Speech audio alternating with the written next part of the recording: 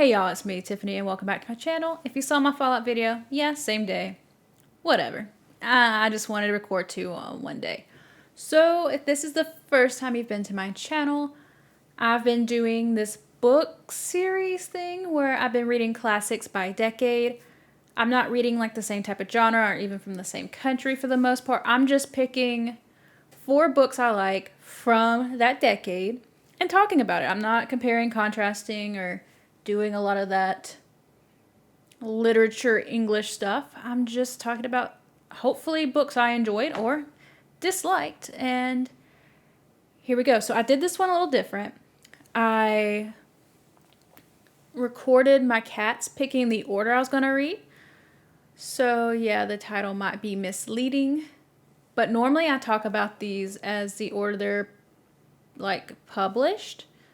But I was unsure if I wanted to do a vlog or talked about, but because I just did 31 books in 31 days, I wanted short books. I'll be honest. I just wanted short books. I had a little bit of different books on my list because I've made like a TBR out until like the 90s at least.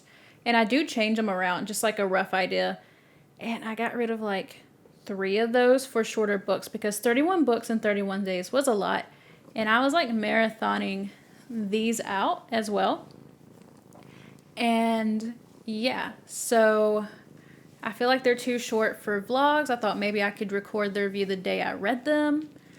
And I decided not to do that.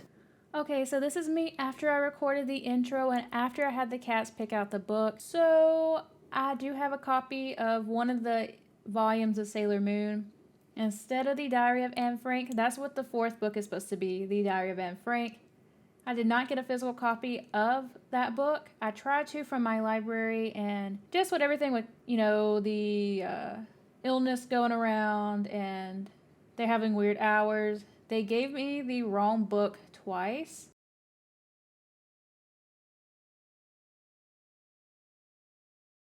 So I decided, I just kind of want to go ahead and do this video. I kind of want to go ahead and read this book. So I just bought it for like 50 cents off Amazon and it's Kindle, but when I wanted them to pick out the book, I decided, well, the Sailor Moon manga is a similar size to the rest of the books as far as height goes, and I thought if I picked one that was really tall or really different, they would naturally go towards that and it wouldn't be as fair as a pick. So the only reason I picked Sailor Moon there is because of the height and size of Sailor Moon. Okay, so my first cat I'm going to choose is Cass. He's my youngest one. Who is he going to pick? Is it going to be the Little Prince? Yes, it looks like the Little Prince will be first. Number 2, I am picking Odin. He's going to probably sniff around a little bit more. Let's see. Is it going to be Diary of Anne Frank, 1984, or Death of the Salesman? Which one you gonna pick, buddy?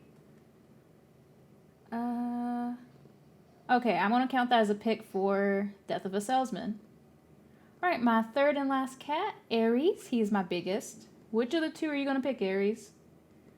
Are the brothers gonna help you out? Alright, it's gonna be 1984. Everybody's sniffing that one. But, let's see. I think I'm going to pick that as a pick for Diary of Anne Frank. So this is not even 80 pages. It is a children's book. It is a French children's book, and there was this beautiful quote in here called, all adults were children once, just some don't remember. I hope I'm saying that correctly. And this book is interesting. Like, it does have illustrations, and I thought the illustrations were so well done. Okay, sweetheart. And, so realistically, it's even, less pages. And I liked how, not all of them were full page. I really like the art style. So this was a quick read, but I wouldn't even know what to describe it as far as genre. Is it fantasy? Is it magical realism? Is it absurdism? If that's a genre, or is that just a device? I'm not sure. It is 7 a.m. when I'm recording this. but this was just like a piece of magic that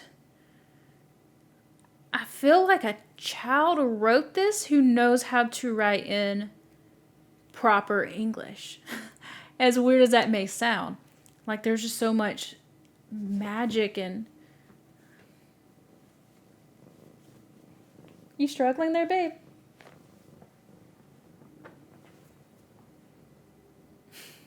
And mysticism and like so much wonder, but then the realities of being a grown up and just so much. There's just so much in this in such a short book. And I do plan on rereading this again. If I cared to have children, I would definitely have this as purchased on their bookshelf. Like the lessons you can learn from this can be like as a child or an adult, but it's, you know, it's not too adult, it's for children. And I think it does as well.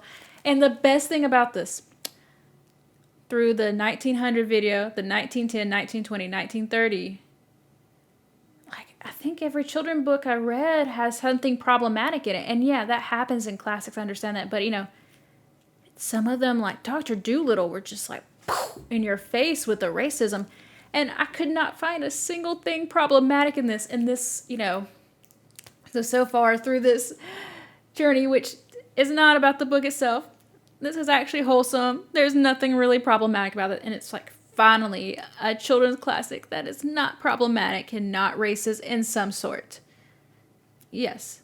Like, thank you. Thank you. If there is something I missed, I am sorry. But I did not see that in this. And compared to Dr. Dolittle and like The Secret Garden, this was refreshing. That I wasn't just like flabbergasted at what was going on, right? Especially if this is supposed to be for children. So I did say this is a children's book, but sometimes I think this, when I think about this book, because I've thought about it a lot since I finished it, I think maybe this is more for adults who like has the nostalgia and kind of remembers childhood, but it's just able to be read to a child. Because let's just face it, as we grow up and stuff, like our imagination can sometimes fade and the wonder goes away, and you know, often we get depressed or into a routine and lose a lot of the stuff that's amazing in this. And this talks about growing up and the dangers of it because of those things, you know? But it's essential. And I think everybody who loves The Little Prince, because we're just tired of sometimes what adult life has given us. And I think you're an adult, you should read this too. Even if you don't have children, this is a great one to read. I guess he likes what he picked. The only thing that's sad is, unlike The Little Prince, we can't go back after we met like our Rose or Fox or gone through the desert or all the imagery that is used to describe growing up in this, you know? So I think this is a way we can go back and think about childhood, as I said, nostalgia. So I read Death of a Salesman. This is like 109 pages. This is a play, a very quick read too. A very beloved classic. I have heard of this, but I haven't read it myself, or I haven't seen any version of the play itself.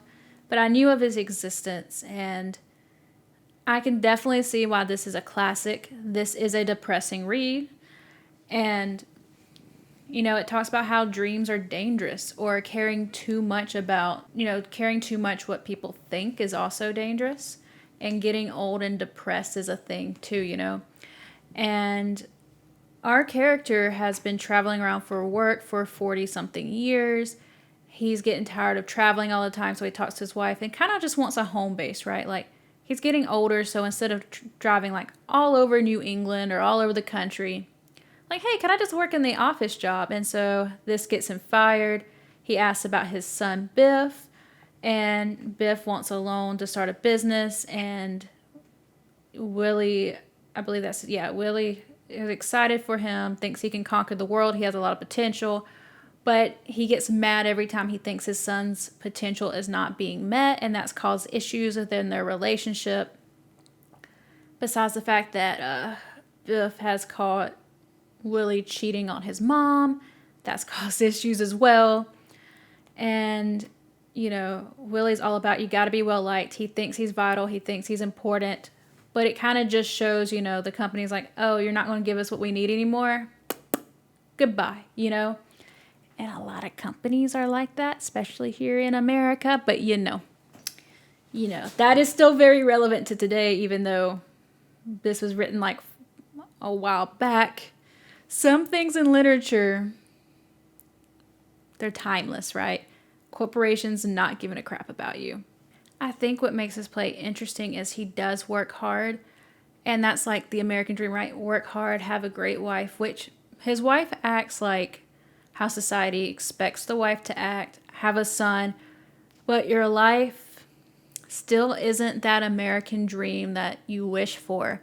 And I think that's an interesting thing to convey in this. So in the story, Willie decides to kill himself so the family can have the insurance money. He wants his son to do well, and he thinks he's doing all these things for the betterment of him.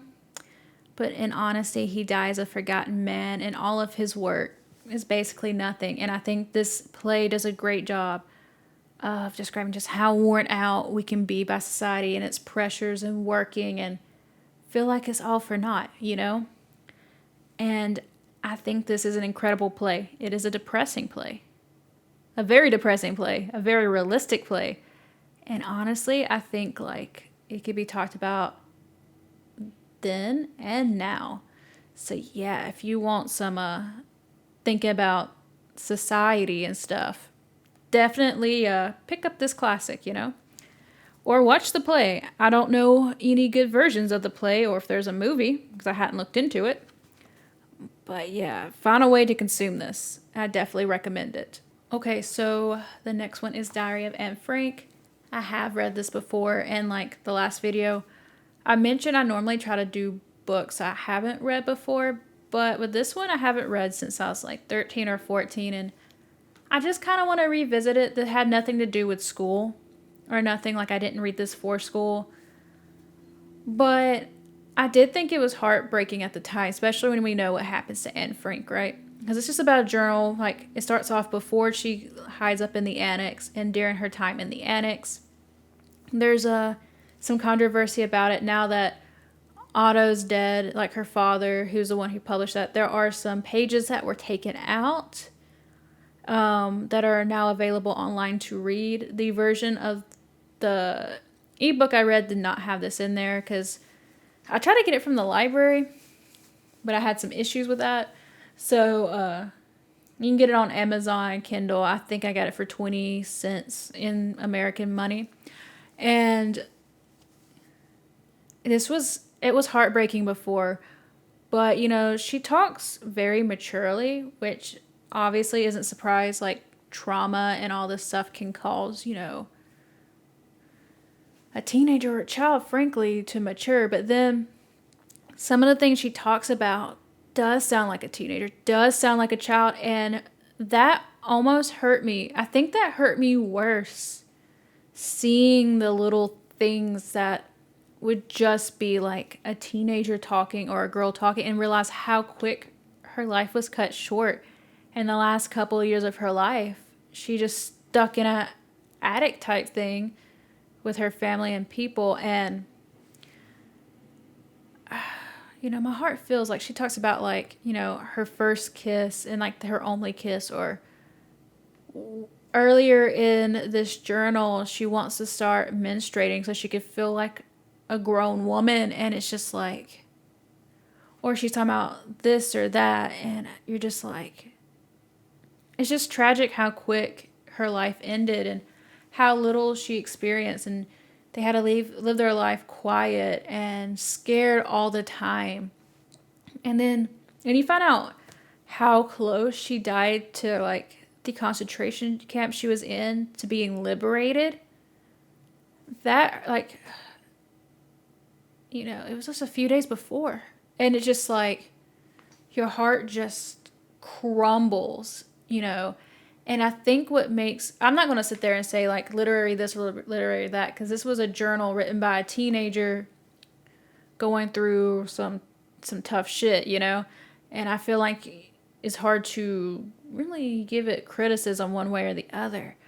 But I think what makes this hit your heart so hard is those moments when, not because when she's mature, which her maturity and her insights are great. You know, she still tries to see the good and always talking about like when the war is over, when this and when that. Yeah, those things are heartbreaking too.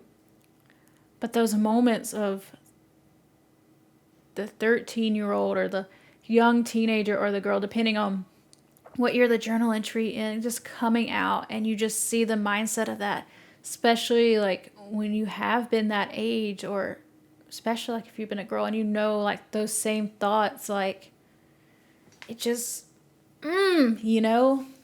And everybody knows Anne Frank, so I'm not going to go super detailed stuff into it. And I know I'm not saying anything new. Okay, so this was the book I did not like. Tends to happen. It's a popular classic. You saw the cats picking out the video. You know probably what this is going to be. 1984. I read Animal Farm. I actually kind of enjoyed Animal Farm. I did not enjoy this that much. I love the idea of it. I've always made Big Brother jokes. There's definitely a lot of influence, and I can definitely see like why people relate it to now and then when like people talk about, oh, they're acting like Big Brother or yada yada yada, right? I do get why people make those comparisons. I think this makes sense why it's a classic, you know? Like, I appreciate it, but I didn't enjoy it. I thought I would because sometimes I like to get picky about politics and criticize things, and which I criticize both sides, to be honest, like all the time. You know, and this time about like censorship and totalitarianism and all that stuff, right? Surveillance. But I didn't give a crap about anybody, which I know that, you know, with the thought police and stuff, they're making everybody so boring, so bland, and that's like the point, right? And the fact that this guy could just like get killed for writing a journal, which I thought was interesting, that, you know, this main character is writing things in a journal that could get him killed.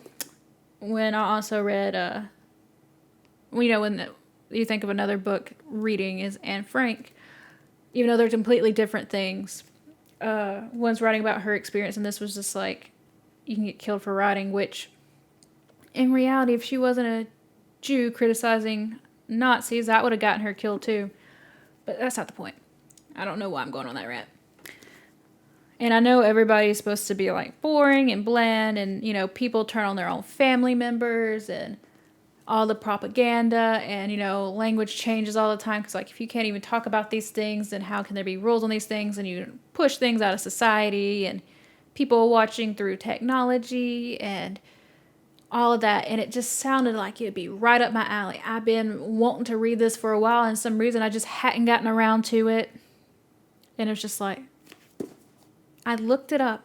I went and I Googled about this info dump.